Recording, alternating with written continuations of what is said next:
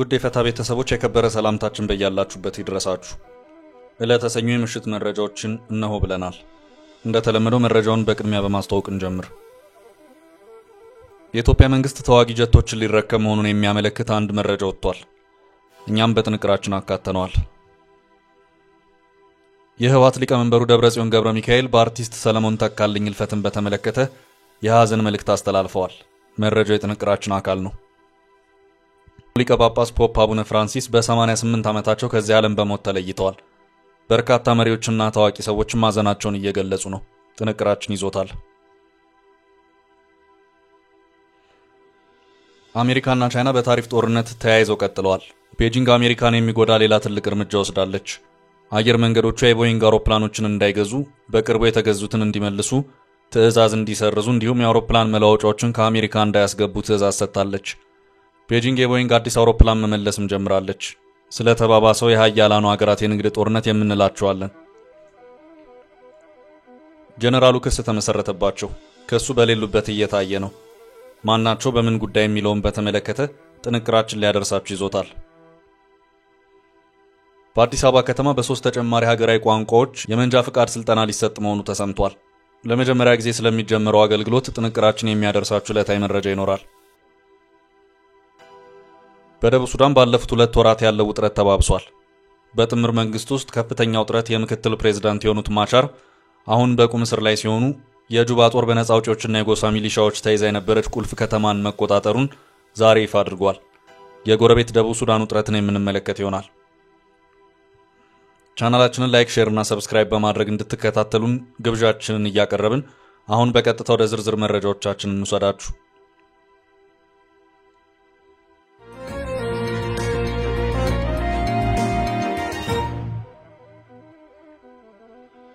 መንግስት አዳዲስ ተዋጊ ጀቶችን ሊረከብ ነው። የኢትዮጵያ አየር ኃይል በቅርቡ አዳዲስ ጀቶችን ሊረከብ መሆኑ ታወቀ። ጀቶቹ ሩሲያ ሰራሽ ጀቶች ሲሆኑ አቅራቢያም ሩሲያ ናት ተብሏል። ጀቶቹ ሱ-30 የሚባሉ መሆኑን ዘገባውን ያሰራጨው ስፑትኒክ አፍሪካ አመልክቷል። የኢትዮጵያ መንግስት አየር ኃይሉን እያዘመነ ነው ያለው ዘገባው ድሮኖችን እያመረተ ነው፣ የጀቶችንም ዘመናዊነት ደረጃ ከፍ እያደረገ ነው ሲልም በዚሁ ዘገባው አመልክቷል። ስፑትኒክ አፍሪካ በዚሁ ዘገባው የኢትዮጵያ አየር ኃይል 5ኛ ትውልድ የተባሉትን እነዚሁ ጀቶች ከሩሲያ በግዢ የሚረከብ መሆኑ ነው በዚሁ ዘገባው ያስታወቀው። ዘገባው የኢትዮጵያ አየር ኃይል አውሮፕላኖችን ከሩሲያ፣ ፈረንሳይና ካናዳ የሚያገኝ መሆኑን አስታውቆ ከዚህም በተጨማሪ አየር ኃይሉ በሩሲያ ሰራሾቹ ሱ-30 ጀቶች ላይና ድሮኖች ላይም የቴክኖሎጂ ማሻሻያዎችን እያደረገ መሆኑን አስታውቋል። ስፑትኒክ አፍሪካ አክሎም የኢትዮጵያ አየር ኃይል በቅርቡም 4 ሱ-30K የተባሉ ጀቶችን የሚረከብ መሆኑን አስታውቋል። ዘገባው የኢትዮጵያ አየር ኃይል እስካሁን ባለው ሁኔታ ተዋጊ ጀቶችን፣ የልምምድ አውሮፕላኖችን፣ ሄሊኮፕተሮችን ጨምሮ 133 አውሮፕላኖች ያሉት መሆኑን አመልክቷል። ስፑትኒክ አፍሪካ አክሎም ሀገሪቱ በአሁኑ ሰዓት የራሷን ድሮን ወደ ማምረቱ ሂደት ውስጥም ገብታለች ሲል አስታውቋል። ተቀማጭነቱ በአሜሪካ የሆነው ግሎባል ፋየር ፓወር ኔትወርክ GFP የዓለም ሀገራት ባላቸው የጦር መሳሪያ መጠን፣ በሰራዊቱ ብዛትና ጥንካሬ፣ በችሎታ፣ በበጀት አቅም፣ በመልክዓ ምድራዊ አቀማመጥ እንዲሁም ባላቸው ሀብት ላይ በመመስረት በየዓመቱ ደረጃን የሚያወጣ ሲሆን በዚህም ኢትዮጵያን በአፍሪካ በ5ኛ ደረጃ ላይ ያስቀመጣት መሆኑ የሚታወስ ነው። ይህ በእንዲህ እንዳለ 75000 ታጣቂዎች እስከ መጪው ሰኔ ድረስ ትጥቅ ለማስፈታት እቅድ ተይዞ እየተሰራ መሆኑ ታወቀ። ይህ የሚከናወነው በትግራይ ነው። የብሔራዊ ተሃድሶ ኮሚሽንን ዋቢ አድርጎ ሪፖርተር ባሰራጨው ዘገባ እንዳመለከተው ከሆነ የተሃድሶ ኮሚሽኑ በድጋሚ በክልሉ የጀመረውን የቀድሞ ተዋጊዎችን ትጥቅ ማስፈታት፣ የተሃድሶ ስልጠና መስጠትና ወደ ህብረተሰቡ የመቀላቀል ፕሮግራሙን በመቀጠል እስከ መጪው ሰኔ ድረስ 75000 ታጣቂዎችን ትጥቅ ለማስፈታት እቅድ ተይዟል። በዚህም ታጣቂዎቹን መልሶ የማቋቋምና ወደ ማህበረሰቡ የመቀላቀል ስራ በሰኔ ወር መጨረሻ እንደሚጠናቀቅ ብሔራዊ ተሃድሶ ኮሚሽን ማስታወቁን ይኸው ዘገባ አመልክቷል። ኮሚሽኑ በ2017 ዓ.ም ሰኔ ወር መጨረሻ ድረስ የትግራይ ክልል የቀድሞ ታጣቂዎችን የሰራዊት ብተና ወይም ዲሞቢላይዜሽን ስራን ለማከናወን ከክልሉ ጊዜያዊ አስተዳደርና ከመከላከያ ሚኒስቴር ጋር በመሆን ቅድመ ተዋጊ መሆናቸውን የማረጋገጥ የመመዝገብና ከተመዘገቡ በኋላ ደግሞ ዲጂታል መታወቂያ የመስጠት ስራ የሚያከናውን መሆኑን በዚሁ ዘገባ ተመላክቷል። ፕሮግራሙ በክልሉ 3 ቦታዎች ማለትም በመቀሌ፣ ዳጋ ሐሙስና በአድዋ በሚገኙ ማዕከላት እየተከናወነ መሆኑን ነው የታወቀው። እንደ መረጃው ከሆነ በመላ ሀገሪቱ ወደ ማህበረሰቡ ይቀላቀላሉ ተብለው የሚጠበቁት ታጣቂዎች 375000 ሲሆኑ ከነዚህ መካከል 270,000 ያህሉ ከትግራይ ናቸው።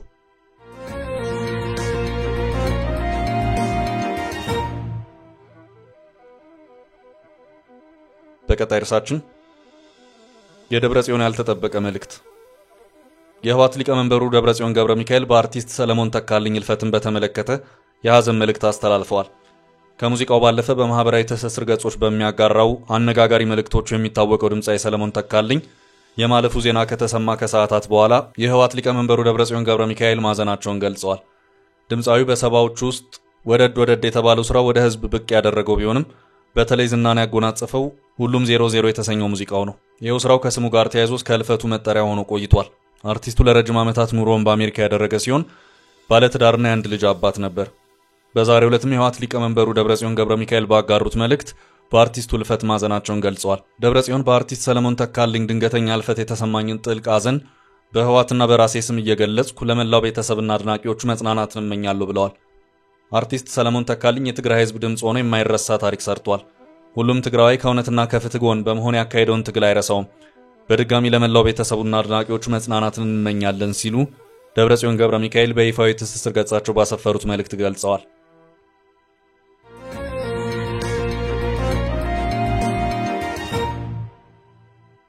በቀጣይ ርዕሳችን ቻይና አሜሪካን መቅጣት ጀመረች። የቦይንግ አውሮፕላኖችን እየመለሰች ነው። አሜሪካና ቻይና በታሪፍ ጦርነት ተያይዘው ቀጥለዋል። ቤጂንግ አሜሪካን የሚጎዳ ሌላ ትልቅ እርምጃ ወስዳለች። አየር መንገዶቿ የቦይንግ አውሮፕላኖችን እንዳይገዙ፣ በቅርብ የተገዙትን እንዲመልሱ፣ ትዕዛዝ እንዲሰርዙ እንዲሁም የአውሮፕላን መለዋወጫዎችን ከአሜሪካ እንዳያስገቡ ትዕዛዝ ሰጥታለች። ዛሬ ቻይና አየር መንገዶች የተረከቧቸውን አዳዲስ የቦይንግ አውሮፕላኖች መመለስ ጀምረዋል። ለቻይናው ዚያሜን አየር መንገድ የታለመ አዲስ ቦይንግ 737 ማክስ አውሮፕላን ወደ ቻይና በረራ ካደረገ በኋላ ወደ አሜሪካ እንዲመለስ ተደርጓል። ቻይና የቦይንግን አውሮፕላን ስትመልስ ይሄ ሁለተኛው ሆኗል። በታሪፍ ጦርነት አሜሪካ ቻይና ላይ 145% ታሪፍ ስትጭን ቻይና በምላሽ አሜሪካ ላይ ጣለችው 125% ደርሷል። ቻይና ከታሪፍ በተጨማሪ አሜሪካን የንግድ ጦርነቱን እንድታስቆም ለማስገደድ ግዙፉን የአውሮፕላን አምራች ቦይንግ ኢላማ አድርጋለች። ከቀረጥ ነፃ ቻይና ውስጥ ጭምር የተቋቋመው የቦይንግ ማምረቻ ስራ አቁሞ ፋብሪካው እንዲነቃቀል ለማድረግ ቻይና ዝታለች። ሁለቱ የተመለሱት አውሮፕላኖች $55 ሚሊዮን የሚገመቱ ዋጋ ያላቸው መሆኑ ተነግሯል። የውሳኔ አሜሪካውን ቦይንግ ቢጎዳም ቀብድ ተከፍሎባቸው የተሰሩ አውሮፕላኖች መመለስ በቻይና አየር መንገዶች ላይ የፋይናንስ ጫና ፈጥሯል። እንደ ብሉምበርግ ያሉ ሚዲያዎች ቤጂንግ የቦይንግ አውሮፕላኖችን ግዢና ትዕዛዞች በሙሉ እንዲታጠፉ ማዘዟን ያመለከቱት። የቻይና አየር መንገዶች ከቦይንግ አውሮፕላን ከመግዛታቸው በፊት የቻይና መንግስት ፍቃድን መጠየቅም ግድ ተደርጓል። ቻይና የቦይንግ አውሮፕላን መለዋወጫዎችን ወደ አገር እንዳይገቡ ማድረጓ በቦይንግ የቀጠናው ንግድ ላይ አሉታዊ ተጽዕኖ የፈጠረ ሆኗል። ቦይንግ ስለተመለሱት አዳዲስ አውሮፕላኖች ጉዳይ አስተያየት ያልሰጠ ሲሆን እንደ አውሮፓ አቆጣጠር ከ2018 ጀምሮ በቻይና ዙሻን ከተማ የተከለው የአውሮፕላን መገጣጠሚያ ፋብሪካ ዕጣ ምን ሊሆን እንደሚችል ሐሳብ ከመስጠት ተቆጥቧል። የቦይንግ ማምረቻ ላለፉት 5 ዓመታት ወደ ቻይና ያስገባቸው መለዋወጫዎች ላይ ቀባ ተደርጓል። የቻይና 4 ግዙፍ አየር መንገዶች ከ2025 እስከ 2027 ድረስ ከቦይንግ በድምሩ 179 አውሮፕላኖች ለመረከብ ውል ውስጥ የገቡ ሲሆን እነዚህም በሙሉ በታሪፍ ጦርነቱ የተነሳ እንዲሰረዙ አሊያም ባሉበት እንዲረጉ ተደርጓል። ይሄ ለቦይንግ እጅግ ከፍተኛ ኪሳራ ነው ተብሏል። ፕሬዝዳንት ትራምፕ በያዝነው አፕሪል ወር በቀን 2 ያወጁት ታሪፍ በሌሎች ሀገሮች ለ90 ቀናት ተፈጻሚ እንዳይሆን የታዘዘ ሲሆን ቻይና ላይ የተጣለው ግን ቁጥሩ እየጨመረ 145% ደርሷል። የቦይንግ አውሮፕላኖች መመለስን በተመለከተ ፕሬዝዳንት ትራምፕ ቻይና ነገር እያበላሸች ነው ሲሉ በማህበራዊ ሚዲያ የለጠፉ ሲሆን የቻይና ፕሬዝዳንት ጂፒንግ በንግድ ጦርነት ማንም አሸናፊ ያለመኖሩን ተናግረው አሜሪካ ጦርነቱን እንድታቆም አሳስበዋል። እንዲሁም ቻይና ከአሜሪካ ጋር የንግድ ግንኙነት ላላቸው ሀገራት ንግዱን እንዳይቀጥሉ ማስጠንቀቂያም ሰጥተዋል።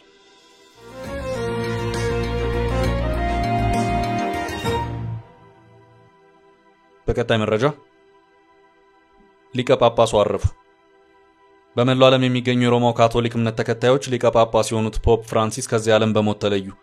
ከከባድ ህመም በኋላ ሊቀ ጳጳሱ ከዚህ ዓለም በሞት መለየታቸውን የሊቀ ጳጳሱ መቀመጫ የሆነችው ቫቲካን በዛሬው ዕለት አስታውቃለች። ሊቀ ጳጳሱ ያረፉት በ88 ዓመታቸው ነው። ሊቀ ጳጳስ ፖፕ ፍራንሲስ ለሞት የዳረጋቸው የሳምባ ምች ወይም ኒውሞኒያ መሆኑን ዘገባዎች አመልክተዋል።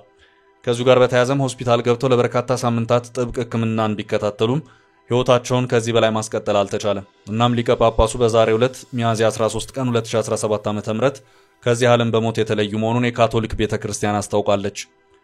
ትውልዳቸው ደቡብ አሜሪካ አርጀንቲና የሆኑት ፖፕ ፍራንሲስ የሊቀ ጵጵስናውን ቦታ የተረከቡት ከእሳቸው በፊት የነበሩት ፖፕ ቤኔዲክት 16ኛ ጵጵስናው በቃኝ በማለት መንበራቸውን መልቀቃቸውን ተከትሎ ነበር። በዚህም ፖፕ ፍራንሲስ መንበረ ጵጵስናውን የተረከቡት እንደ አውሮፓውያን አቆጣጠር በ2013 ሲሆን ለ12 ዓመታትም የሮም ካቶሊክ ቤተክርስቲያንን በሊቃነ ጳጳስነት አገልግለዋል። የሮማ ካቶሊክ ሊቀ ጳጳስ እስከዛሬ ሲመረጥ የቆየው ከአውሮፓ ሲሆን ፖፕ ፍራንሲስ የተመረጡት ግን ከደቡብ አሜሪካዋ አርጀንቲና ነው። አርጀንቲና የሊቀ ጳጳሱ ሕልፈተ ሕይወትን መሰማቱን ተከትሎ የ7 ቀን ሐዘን አውጃለች። ፖፕ ፍራንሲስ ከሊቀ ጵጵስና ሹመታቸው በፊት ጆርጅ ማሪዮ ቤርጎሊዮ በሚል ይጠሩ ነበር። በሊቀ ጳጳሱ ሞት የሀገራት መሪዎችና ታዋቂ ሰዎች የሐዘን መግለጫ ይፋ እያደረጉ ነው። የኢትዮጵያ ካቶሊካዊት ቤተክርስቲያን ሊቀ ጳጳስ ብፁዕ አቡነ ካርዲናል ብርሃነ ኢየሱስ የርዕሰ ሊቃነ ጳጳሳት ፖፕ ፍራንሲስ ሕልፈትን አስመልክቶ የሐዘን መግለጫ ሰጥተዋል። በመግለጫቸውም እግዚአብሔር የሚወዳቸውን እኚህን ታላቅ አባት በኢየሱስ ክርስቶስ ትንሣኤ ማግስት ወደ ዘላለማዊ ማረፊያ ወስዷቸዋል ብለዋል። ብፁዕ ቅዱስ አቡነ ማትያስ ቀዳማዊ ፓትርያርክ ርዕሰ ሊቃነ ጳጳሳት ዘኢትዮጵያ ሊቀ ጳጳስ ፖፕ ፍራንሲስ ከዚህ ዓለም በሞት መለየታቸውን አስመልክተው ባስተላለፉት የሐዘን መግለጫ ፓትርያርኩ ለመላው የሮማ ካቶሊካዊ መሪዎችና በመላው ዓለም ላሉ ምዕመናን እንዲሁም በኢትዮጵያ ላሉ ካቶሊካውያን በኢትዮጵያ ኦርቶዶክስ ተዋሕዶ ቤተክርስቲያን ስም ሐዘናቸውን ገልጸዋል። የሊቀ ጳጳሱን ሕልፈተ ሕይወት ተከትሎ በቀጣይ አዲስ ተተኪ ሊቀ ጳጳስ የሚመረጥ ይሆናል። በዚሁ መሰረትም ምርጫው የሚከናወነው በጥብቅ ስነ ስርዓት ሲሆን ከ552 የቤተ ክርስቲያኗ ካርዲናሎች መካከል አዲሱን ሊቀ ጳጳስ በመምረጥ ሂደት ውስጥ የመሳተፍ ስልጣን ያላቸው 138ቱ ብቻ ናቸው።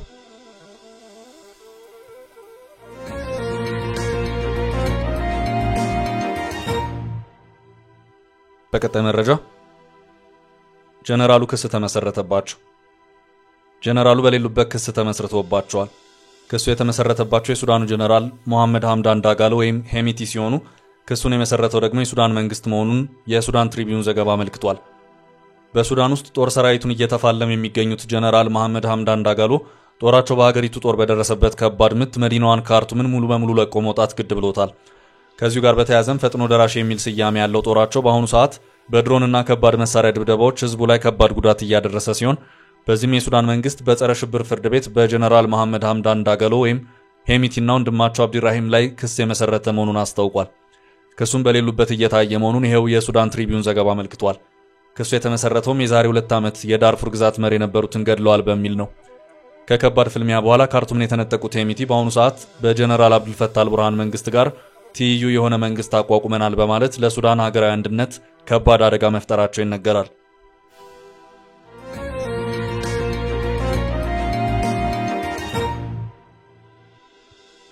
በቀጣይ ርዕስ የአዲስ አበባው አዲስ መረጃ። በአዲስ አበባ ከተማ በ3 ተጨማሪ ሀገራዊ ቋንቋዎች የመንጃ ፍቃድ ስልጠና ሊሰጥ መሆኑ ተሰምቷል። በአፋን ኦሮሞ፣ ትግርኛና ሶማሊኛ ቋንቋዎች የመንጃ ፍቃድ ስልጠና እንዲሰጥ መፈቀዱን የአዲስ አበባ ከተማ አስተዳደር የአሽከርካሪና ተሽከርካሪ ፍቃድና ቁጥጥር ባለስልጣን አስታውቋል። ባለስልጣኑ በሪፎርም ሂደት ውስጥ እንደሚገኝና ለረጅም ጊዜ ሲጠየቁ የነበሩ በርካታ የተገልጋዮቻችን የመልካም አስተዳደር ጥያቄዎችን እየፈታ እንደሚገኝ ገልጿል። ተቋሙ ከሚሰጣቸው በርካታ አገልግሎቶች ውስጥ አዲስ መንጃ ፍቃድ አገልግሎት አንዱ ሲሆን የእጩ ተሽከርካሪዎች የንድፈ ሐሳብ ስልጠናና ፈተና በአማርኛ ቋንቋ ብቻ ሲሰጥ እንደነበር ተጠቅሷል። በአፍ መፍቻ ቋንቋቸው በአማራጭነት ቢሰለጥኑና ቢፈተኑ የተሻለ ውጤት ሊያመጡ እንደሚችሉ ለረጅም ጊዜ ሲጠየቅ የነበረ የመልካም አስተዳደር ጥያቄ መሆኑን የባለስልጣኑ መረጃ አመልክቷል። ይህን ተከትሎም ተቋሙ በዝርዝር ጉዳዩን ፈትሾ የአካታችነት ጥያቄው አሳማኝ መሆኑንና የተሟላ የካሪኩለም ዝግጅት ስራ መጠናቀቁን በማንሳት ለመንጃ ፍቃድ ስልጠና በ3 ሀገራዊ ቋንቋዎች ስልጠና እንዲሰጥ መወሰኑን አስታውቋል። በዚህም ፍቃድ ከሰጣቸው 137 ማሰልጠኛ ተቋማት ውስጥ ከአማርኛ በተጨማሪ በአፋን ኦሮሞ፣ ትግርኛ እና ሶማሊኛ ቋንቋዎች ለማሰልጠን ፍቃደኛ መሆናቸው ተገልጿል። ስለሆነም ሞዴል ተቋማት ለሆኑ 12 ማሰልጠኛ ተቋማት ፍቃድ መሰጠቱን የተጠቆመው። በሌላ በኩል እጩ አሽከርካሪዎች ከአማርኛ በተጨማሪ በቀረቡት የቋንቋ አማራጮች መሰልጠንና መፈተን እንደሚችሉ ባለስልጣኑ አስገንዝበዋል። የባለስልጣን መስሪያ ቤቱ ምክትል ስራ አስኪያጅ አቶ በድሉ ሌሊሴ አገልግሎቱ ለ12 ተቋማት ብቻ የተፈቀደበትን ምክንያት ሲያስረዱ ካሉን 137 ተቋማት ውስጥ ከአማርኛ በተጨማሪ በ3ቱ ማሰልጠን የሚፈልጉ እንዲያመለክቱ ተደርጎ ነበር። ከነሱ ውስጥ 38 ተቋማት ጥያቄ አቅርበዋል። ከነዚህም ውስጥ ሞዴል የሆኑና በተሻለ ደረጃ ላይ ለሆኑት ነው የተፈቀደው ብለዋል። ይህንንም ያደረግነው ብዙ ጊዜ መልካም አስተዳደር ጥያቄ ይነሳበት ስለነበር ነው። በተጨማሪም ሰልጣኞች በንድፈ ሐሳብ ጥያቄ ላይ ማለፍ ምጣኔያቸው 56 በመቶ ነው። ይህም ብዙ ጊዜ ጥያቄ ያስነሳ ነበር። ምክንያቱም በሰልጣኞች ላይ አንድ ቋንቋ ብቻ መሆኑ ለዚህ ውጤት ማጣት እንደ ምክንያት ይነሳ ነበር ነው ያሉት። አክለውም ሰልጣኞች የመንጃ ፍቃድ ለማውጣት የጽሑፍ ፈተና ሲፈተኑ 44 በመቶ የሚሆኑት ይወድቃሉ። ብዙ ሌሎች ምክንያቶች ይኖራሉ፣ ግን በዋናነት ከቋንቋ ጋር የሚነሳ ነው። ቋንቋውን በቅጡ ካለመረዳት፣ ይህም በአፍ መፍቻ ቋንቋ ቢሆን በተሻለ መንገድ መረዳት የሚችሉ ስለሆነ ጥያቄ ሁልጊዜ ይቀርብ ነበር። ስለዚህ ካሪኩለሙ በዚህ አግባብ ነው የተዘጋጀው ሲሉ አስረድተዋል። አያይዞም ለመጀመሪያ ጊዜ ይህ ይደረግ እንጂ የመሰልጠን ፍላጎቱ እየታየ ለሌሎቹም የመፍቀድ ስራው ይቀጥላል ሲሉ ጠቁመዋል።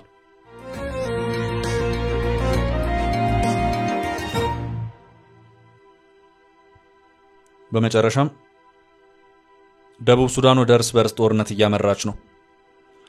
በደቡብ ሱዳን ባለፉት 2 ወራት በጥምር መንግስት ውስጥ ከፍተኛ ውጥረት መፈጠሩ ይታወሳል። የምክትል ፕሬዝዳንቱ ማቻር ፓርቲ በጥምር መንግስት ውስጥ ያሉት ባለስልጣናት ማቻርን ጨምሮ መታሰራቸውን አውግዞ ነበር። የፕሬዝዳንት ሳልቫኪር አስተዳደር የማቻር አጋሮችን ነውጥና ሽብር በመፍጠር ወንጅለው የእስር እርምጃ ወስደዋል። የደቡብ ሱዳን ጦር አሁን ደግሞ የምክትል ፕሬዝዳንቱ ማቻር ኃይል ነጩ ጦር ይዟት የሰነበተውን ቁልፍ ከተማ መቆጣጠሩን ዛሬ ገልጿል። በላይኛው ናይል ግዛት ስትራቴጂክ ከተማ እንደሆነች የተነገረላትን ከተማ መያዙን ነው ጦሩ የገለጸው። ይህ አካባቢ ቀደም ሲል በኑዌር ጎሳዎች ሚሊሻና በአካባቢው ነጻጭ ጦር ቁጥጥር ስር የነበረ ነው። ነጻዎቹ ከ1 ወር በላይ በግዛቱ ቁጥጥር የነበራቸው ሲሆን አሁን የጁባ ኃይል ቁልፍ ከተማዋንና አካባቢዋን መያዙን አውጇል። አካባቢው በወታደራዊ ስትራቴጂያዊ ጠቀሜታ ባለፈ በነዳጅ ሀብት የከበረ ነው። የጁባ መንግስት እስካሁን የአገሪቱ ምክትል ፕሬዝዳንት ሪክ ማቻርን በቤት ውስጥ እስር ያኖረ ሲሆን ነጩን ጦር በመጠቀም ደቡብ ሱዳንን ለማተራመስ እየሰሩ ስለመሆናቸው ክስ ቀርቦባቸዋል። የአገሪቱ የደህንነት ሚኒስቴርና ሌሎች የማቻር አጋሮች የተባሉ በቁጥጥር ስር ከዋሉ ወር ተቆጥሯል። በደቡብ ሱዳን አሁን ጥምር መንግስት የመሰረቱ ኃይሎች ለ5 ዓመታት ያህል የእርስ በርስ ጦርነት ሲያደርጉ የነበረ ሲሆን በጦርነቱ ከ400,000 በላይ ሰዎች መገደላቸውንና በሚሊዮኖች መሰደዳቸውን የተባበሩት መንግስታት ድርጅት መረጃ ይጠቁማል። ጦርነቱ የጥምር መንግስት በመመስረት ፍጻሜ ያገኘ ቢሆንም አሁን ላይ ጎረቤት ደቡብ ሱዳን ሌላ ዙር የእርስ በርስ ጦርነት ስጋት በእጅጉ ንሯል። በወሩ በሺዎች ወደ ኢትዮጵያ መሰደዳቸው መዘገቡ ይታወሳል። በናስር ግዛት የወታደራዊ ሰፈር በመያዝና በማስለቀቅ በሁለቱ ኃይሎች መካከል በተደረገ ፍልሚያ ለእርዳታ የመጣች የተባበሩት መንግስታት ሄሊኮፕተር መመታቷና በውስጡ የነበሩ ሰላም አስከባሪዎች መገደላቸው መዘገቡ ይታወሳል። የተባበሩት መንግስታት በጁባ መንግስት ላይ ጦር መሳሪያ ግዢ ማዕቀብ ጥሎ እንደሚገኝ የማይዘነጋ። ለዛሬ ያዝንላችሁን ርዕሰ ጉዳዮች እዚህ ላይ ቋጨን። ላይክ፣ ሼር እና ኮሜንት በማድረግ ለቻናላችን ድጋፋችሁን መግለጽ እንዳትዘነጉ እያልን ከሌሎች መረጃዎች ጋር ደግመን እስክንገናኝ ቸር ያሰማን ስንል ተሰናበትን።